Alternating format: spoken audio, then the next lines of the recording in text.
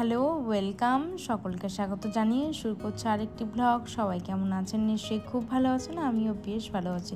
তো good morning. দেখো আজকে না দিনটা অন্যরকম শুরু হয়েছিল। তো হচ্ছে রবিবার, ছুটির দিন। তো সেজন্য একটু বেলা করে উঠেছি, বলতে ওই 7:30টার মতো বেজে। তো দেখো ভালোই রোদের ঝলমল। তো দুদিন মানে এত গরম পড়েছে, মানে প্রচণ্ডই গরম। আর দেখো যে দুটো যে চাদর কাচতে দিয়েছিলাম, মানে কেচেছিলাম, তো সেগুলো না ঘরের মধ্যে মেলেছিলাম। তো মেশিনে দিলে কি মানে অর্ধেকটা শুকনো হয়েই যায়। তো সেই জন্য এখানে স্ট্যান্ড ছিল খাটের, তো তার মধ্যে আর কি দিয়েছি। তো এটা হচ্ছে পুরোনো দিনের খাট। আর দেখো একটা না একদম মানে লো প্রাইসের একটা চাদর পেতেছি। তো কোনো সেলাই নেই, একদমই কম টাকায়, হয়তো তোমরা বিশ্বাস করবে না। তো এখানে হচ্ছে ওয়াটার কালার, তারপরে বিভিন্ন যে জল রঙগুলো বাচ্চারা করে থাকে, তো সেই জন্যে আর কি এই চাদরটা পেতে দেওয়া। তো ওরা হচ্ছে কালার করে, কৃত্তিকা হচ্ছে টিউটার আসে, তো সেই ম্যাডাম পড়ান। তো সেই কারণে না পেন্সিলের দাগ, জল রঙের দাগ, বিভিন্ন মানে বিভিন্ন কালারের দাগ, তো ওই চাদরটায় লেগে যায়।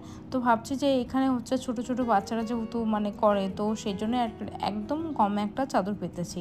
তো দেখো এখানে ওই একটা কুমড়ো ছিল, তো সেই কুমড়োটা আর কি কেটে নিয়েছি। ভাবছি কুমড়ো দিয়ে 5 মেশালে একটা সবজি করব, আর মাছের একটা ঝোল করব।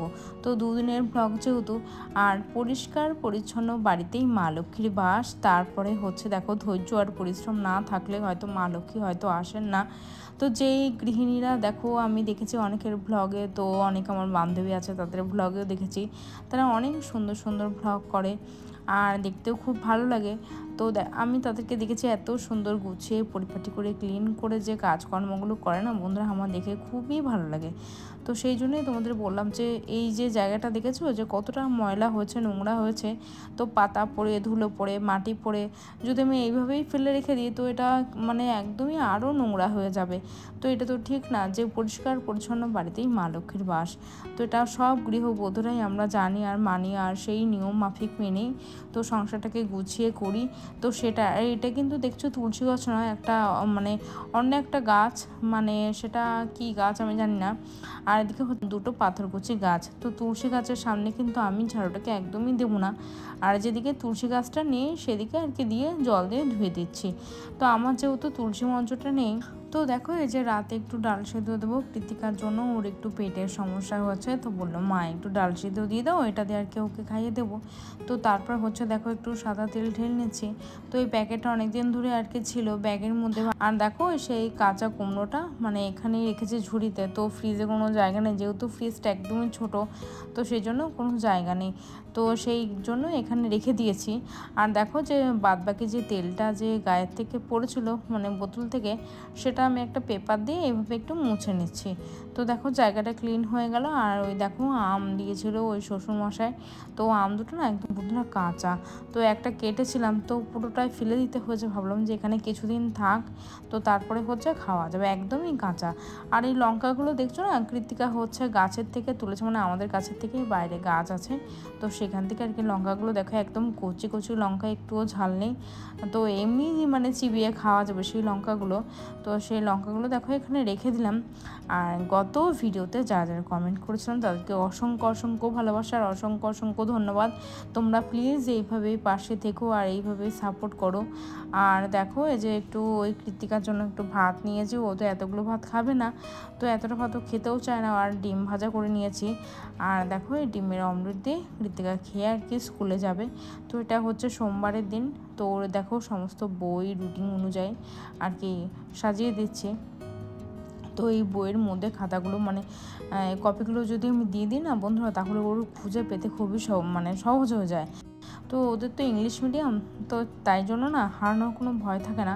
তো ম্যাডামই আর কি খুঁজে দেন, বা কোনো মায়েরা হয়তো পেলে তারা রেখে দেন, এটা খুব ভালো আর কি।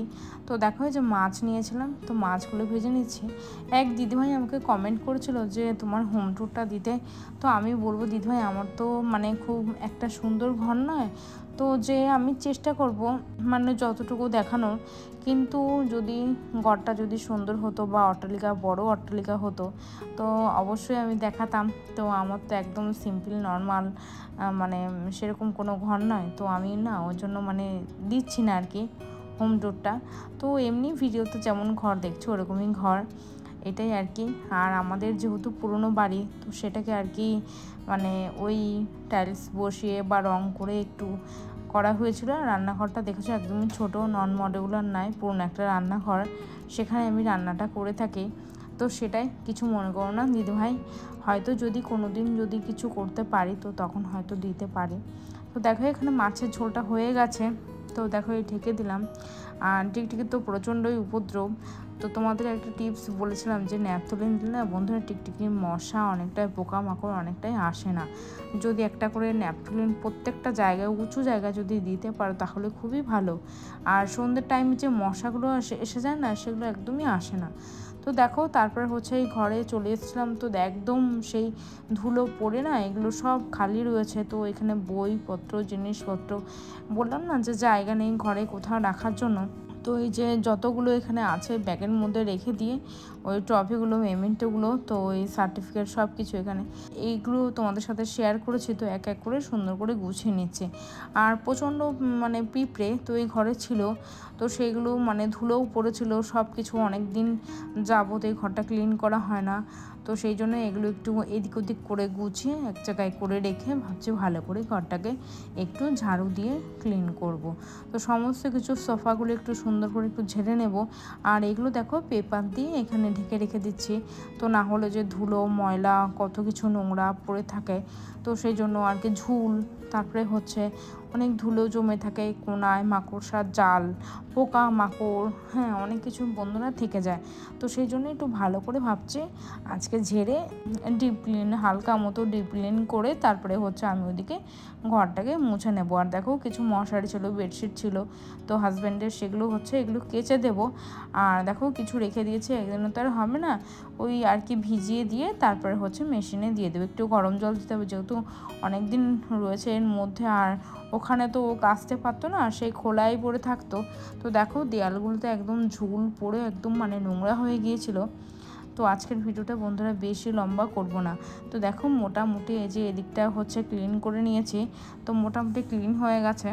যেহেতু ঘর বাড়ি একটু পরিষ্কার পরিচ্ছন্ন না করলে বন্ধুরা, যদি একভাবে না ঘর টানা বন্ধ থেকে যায় তাহলে ধুলো ময়লা, টিকটিকির পটি, মাকড়সার জাল অনেক কিছুই থেকে যায়। তো ভাবছি যে কম থাকতেই আর কি একটুখানি ঝাড় দিয়ে ক্লিন করে নিই, মানে পুরো নিচগুলো ঝাড়ু দিয়ে ভালো করে ক্লিন করে নিয়েছি।